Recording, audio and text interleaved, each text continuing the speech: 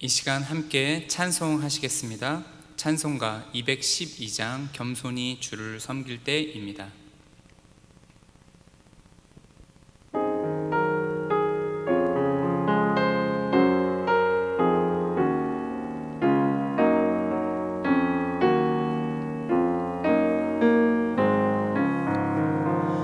겸손히 주를 섬길 때 괴로운 일이 많으나 그 주여 내게 힘 주사 잘 감당하게 하소서. 인자 한마디를 가지고 사람을 감화시키며 갈 길을 잃은 무리를 잘 인도하게 하소서. 그 주의 귀한 인내를 깨달아 알게 하시고 굳건한 믿음 주셔서 늘 승리하게 하소서. 장래의 영광 비추사 소망이 되게 하시며 그 주와 함께 살면서 참 평강하게 하소서. 아멘. 오늘 이 시간 함께 보실 하나님의 말씀은 이사야 49장 1절에서 7절까지 말씀입니다. 우리 함께 한 목소리로 같이 읽도록 하겠습니다. 섬들아 내게 들으라. 먼 곳 백성들아 귀를 기울이라. 여호와께서 태에서부터 나를 부르셨고 내 어머니의 복중에서부터 내 이름을 기억하셨으며 내 입을 날카로운 칼같이 만드시고 나를 그의 손그늘에 숨기시며 나를 갈고 닦은 화살로 만드사 그의 화살통에 감추시고 내게 이르시되 너는 나의 종이요 내 영광을 내 속에 나타낼 이스라엘이라 하셨느니라. 그러나 나는 말하기를 내가 헛되이 수고하였으며 무익하게 공연히 내 힘을 다하였다 하였도다. 참으로 나에 대한 판단이 여호와께 있고 나의 보응이 나의 하나님께 있느니라. 이제 여호와께서 말씀하시나니 그는 태에서부터 나를 그의 종으로 지으신 이시요 야곱을 그에게로 돌아오게 하시는 이시니 이스라엘이 그에게로 모이는도다. 그러므로 내가 여호와 보시기에 영화롭게 되었으며 나의 하나님은 나의 힘이 되셨도다. 그가 이르시되 내가 나의 종이 되어 야곱의 지파들을 일으키며 이스라엘 중에 보전된 자를 돌아오게 할 것은 매우 쉬운 일이라. 내가 또 너를 이방의 빛으로 삼아 나의 구원을 베풀어서 땅끝까지 이르게 하리라. 이스라엘의 구속자 이스라엘의 거룩하신 이신 여호와께서 사람에게 멸시를 당하는 자 백성에게 미움을 받는 자 관원들에게 종이 된 자에게 이같이 이르시되 왕들이 보고 일어서며 고관들이 경배하리니 이는 이스라엘의 거룩하신 이 신실하신 여호와 그가 너를 택하였음이니라. 아멘. 오늘 매일 성경의 본문은 49장 1절에서 13절까지입니다. 이 본문의 내용 중에 전반부를 읽었는데요. 오늘의 본문은 이사야서 전체에서 총 4번에 걸쳐서 나오는 여호와의 종에 대한 두 번째 내용이죠. 첫 번째 여호와의 종에 대한 내용이 기억나십니까? 매우 유명한 구절이죠. 이사야 42장 2절에서 3절 말씀. 그는 외치지 아니하며 목소리를 높이지 아니하며 그 소리를 거리에 들리게 하지 아니하며 상한 갈대를 꺾지 아니하며 꺼져가는 등불도 끄지 아니하고 진실로 정의를 시행할 것이며. 굉장히 유명한 말씀이죠. 상한 갈대를 꺾지 아니하며. 이 구절들이 바로 여호와의 종에 대한 첫 번째 내용이고, 오늘 우리가 보는 이 49장 1절에서 7절, 오늘 본문이 13절까지의 말씀은 두 번째로 소개하고 있는 여호와의 종에 대한 내용인 것입니다. 첫 번째 여호와의 종에 대한 노래가 여호와의 종의 성품, 그리고 그 종에 대한 하나님의 보증하심, 이런 것이 주된 내용이라면, 이 두 번째 여호와의 종에 대한 노래는 여호와의 부르심, 그리고 그에 따른 종의 사명, 그 성취, 그 영광의 승리를 주된 내용으로 하고 있는 것이죠. 이러한 선민의 회복에 대한 내용은 1차적으로 에스라 1장 1절에서도 나오는 것처럼 페르시아 왕 고레스를 통하여서 이루어집니다. 매우 고된 포로 생활을 마치고 이스라엘 땅으로 귀환하게 되는 것으로 1차적으로 이루어지지요. 그렇지만 궁극적으로는 이 여호와의 종으로 인한 하나님의 백성의 구원과 회복이라는 것은 곧 예수 그리스도를 통하여 우리를 죄로부터 구원하여 끊어진 하나님과의 관계를 회복하는 것으로 그 본질적인 내용을 드러내고 있습니다. 이스라엘의 포로 생활이라는 것을 통하여 하나님의 최대의 목표, 최상의 목표, 바로 죄인인 우리들을 예수님을 믿게 함으로 인해 하나님의 양자 삼으셔서 우리를 돌보시겠다라는 하나님의 마음을 드러내고 있는 것이죠. 그렇기 때문에 오늘 본문을 보면 매우 굉장히 독특한 구절이 있습니다. 바로 6절 말씀입니다. 6절 말씀, 그가 이르시되 내가 나의 종이 되어 야곱의 지파들을 일으키며 이스라엘 중에 보존된 자를 돌아오게 할 것은 매우 쉬운 일이라.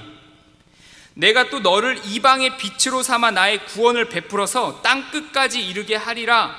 이렇게 말씀하십니다. 여러분 어떠십니까? 그냥 읽는다면 아주 당연한 얘기처럼 들리겠지만 사실 이 말씀은 이스라엘 백성들 입장에선 매우 놀라운 말씀입니다. 왜 그러냐면 지금 하나님께서는 어떤 일을 하겠다고 하시는 것입니까? 당시 아직 바벨론에게 멸망당하기 전인 남유다 백성들이 이 이사야를 통하여 이 말씀을 먼저 듣는다고 한번 생각을 해보십시오. 지금 자신들이 앞으로 겪을 어떤 고난에도 불구하고 자신을 여호와의 종이 오셔서 구출하겠다라는 이런 이야기인데, 그 일은 굉장히 쉬운 일이라고 합니다. 매우 쉬운 일이다 이렇게 말씀하시죠. 그런데 사실 이것은 굉장히 중요한 일 아닌가요?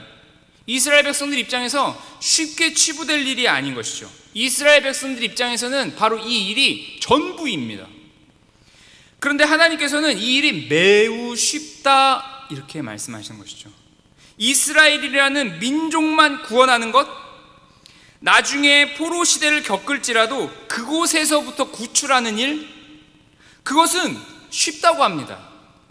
오히려 그 다음의 일을 말씀하십니다. 어떤 일이죠?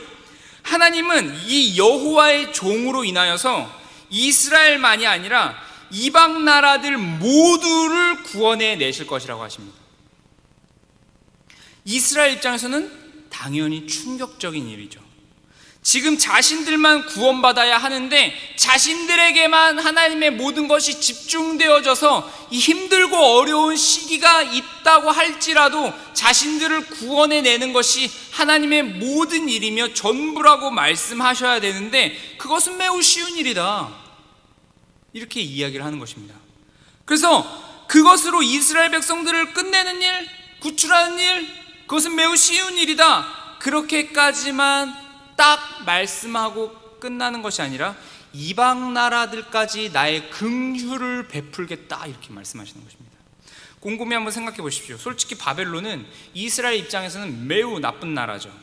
그런데 이 말씀을 생각해 본다면 그 바벨론에게도 이방의 빛으로 삼은 이 여호와의 종을 통하여 구원을 베풀겠다 지금 이렇게 되는 것입니다.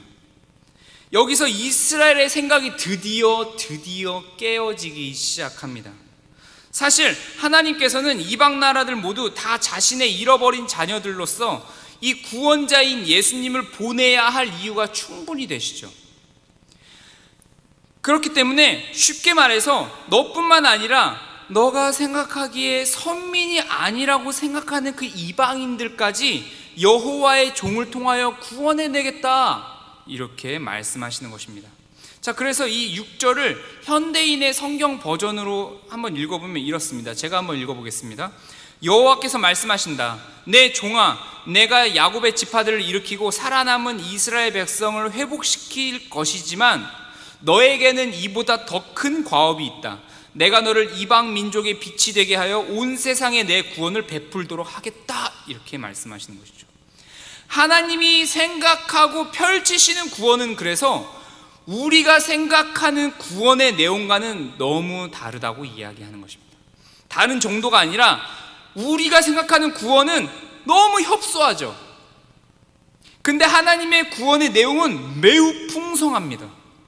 우리가 생각하는 구원의 내용은 우리의 행복함을 유지시켜주는 것 정도죠. 그렇지만 하나님의 구원의 내용은 우리가 단순히 행복한 것 이상으로 뭔가 더 넓어지는 것입니다. 내가 생각한 그런 안위함을 깨는 것이죠. 우리는 그래서 여호와의 종으로 인해서 기대하는 것은 우리의 안위함입니다. 그런 내용밖에 없죠. 하나님이 오셔서 날 구원해 주실 거야. 예, 맞습니다. 구원하실 것이고 구원해 나가시며 앞으로 이 구원이 취소되지 않고 끝까지 해 나가실 것입니다. 그런데 그 구원은 우리의 안일함과 신앙적으로 건강하지 않게 하기 위하여 구원하신 것이 아닙니다. 하나님의 구원은 우리가 생각한 행복한 구원보다 훨씬 큰 것이죠. 우리가 생각한 구원은 우리의 작은 행복입니다. 이스라엘 입장으로 생각해 보자면 바벨론으로부터의 구원 정도죠. 물론 사실 이것은 매우 큰 사건이지만 하나님의 구원은 솔직히 말하자면 이방조차도 구원해 내겠다라는 내용이 담겨져 있는 것이죠. 그렇다면 이 구원은 단순히 나의 편안함, 단순히 나의 안일함, 고민 없이 사는 것, 그 정도의 수준의 구원이 아닌 것입니다. 그 하나님께서 오늘 이렇게 그래서 말씀하시는 것입니다. 우리의 고민과 소원을 한순간에 들어주는 것은 쉬운 일이다 라고 말씀하십니다. 그래서 그 쉬운 것을 계속 해주면 결국 우리는 어떻게 될까요? 온전해지지 못하게 되는 것입니다. 구원이 취소된다 그런 말이 아니라 훌륭해지지 않는다라는 말이죠. 맛있는 햄버거나 여름에 시원하게 먹을 수 있는 달짝지근한 음료는 정말 맛있지만 그렇다고 해서 그것만 몇 끼마다 먹으면 건강이 악화되죠. 이것과 똑같습니다. 하나님이 생각하는 구원은 이스라엘의 포로시대 해방 정도가 아니라 하나님은 자신이 보내는 이 종을 통하여 모든 세계가 하나님의 자녀가 되어 빛을 드러내도록, 그래서 그 구원은 이스라엘 백성들에게도 요구되었던 내가 거룩하니 너희도 거룩하라 라는 그 말씀이 풍성한 내용으로 담겨져 있는 그러한 구원인 것입니다. 그러니 내가 그냥 행복한 것 정도, 하나님이 거룩하기 때문에 나도 거룩해야 되겠다라는 거대한 목적의식이 없는 행복함 정도, 그렇게 얘기하고 있지 않다라는 것이죠. 하나님은 바로 이 구원을 우리에게 베푸시고 계속해서 역사해 나가고 계시는 것입니다. 그러니 우리의 삶을 한번 돌아보십시오. 우리는 우리의 구원의 내용을 다만 행복과 해결 정도로만 가지고 있지 않습니까? 물론 하나님이 우리의 문제를 해결하시며 그로 인해 우리에게 행복을 주시지만 그것은 어디까지나 우리가 생각하는 구원의 내용 즉 딱 두 가지 정도밖에 안 되는 것입니다. 하나님의 구원에 대한 내용은 전혀 다릅니다. 훨씬 많습니다. 우리에게도 그것을 요구하십니다. 내가 고민 없이 사는 삶을 만들 수 있는 것은 하나님에겐 쉬운 일이구나. 오히려 이것에 집중하는 것이 아니라 예수님을 통하여 하나님을 보며 그분이 생각하는 생각, 마음, 의지들에 대한 것을 우리가 채워나가야 하겠다라는 것이 바로 오늘 말씀을 보면서 느껴지는 것이라는 것입니다. 왜냐하면 이것이 바로 하나님의 뜻이기 때문이죠. 구원에 대한, 신앙에 대한 내용이 풍성해지는 시간입니다. 원래 그래서 큰 바다를 만들려면 그만큼 깊고 넓게 땅을 파야 하죠. 바로 이 작업이 우리 모두에게 일어나는 것입니다. 그러니 행복하려면 땅 안 파면 되죠. 삽질을 안 하면 행복합니다. 그렇지만 힘들고 모진 그 깊고 넓어지는 시간을 거쳐 하나님의 풍성한 구원의 내용이 우리의 삶과 인격 가운데 채워지는 시간을 우리한테 하나님께서 선물로 주고 계시는 것이죠. 그러니 오늘이라는 하루가 주어진 이 시간 속에서 하나님, 저에게 하나님의 일하심과 성품을 닮아가도록 주님 인도하여 주시옵소서라고 기도하며 나아가야 할 것입니다. 다만 행복이 우리의 삶의 전부가 되지 않도록, 고민이 사라지는 것이 전부가 되지 않도록 오히려 더 풍성한 하나님의 일하심들을 기억하고 하나님의 의지를 닮아가게 해달라고 그렇게 기도하시며 나아가는 오늘 하루 저와 여러분이 되시기를 주님의 이름으로 바라겠습니다. 기도하겠습니다. 사랑해 주님, 참으로 감사드립니다. 오늘의 말씀을 통하여서 다시 한번 주님의 일하심들을 확인하였습니다. 하나님의 목적과 계획과 방향성은 언제나 선하고 위대합니다. 그래서 언제나 우리의 생각과 기대를 넘어섭니다. 그러니 그 하나님의 시선과 방향성과 의지와 그 마음을 따라가며 하나님을 누리며 살아가는 우리 될 수 있도록 주님 인도하여 주시옵소서. 감사드리오며 예수님의 이름으로 기도드립니다. 아멘. 우리 시간 함께 주기도문 하신 후에 우리의 각자 가져오신 개인적인 기도 제목과 그리고 교회와 나라를 위하여서 계속해서 기도하며 나가도록 하겠습니다. 우리 함께 기도하겠습니다.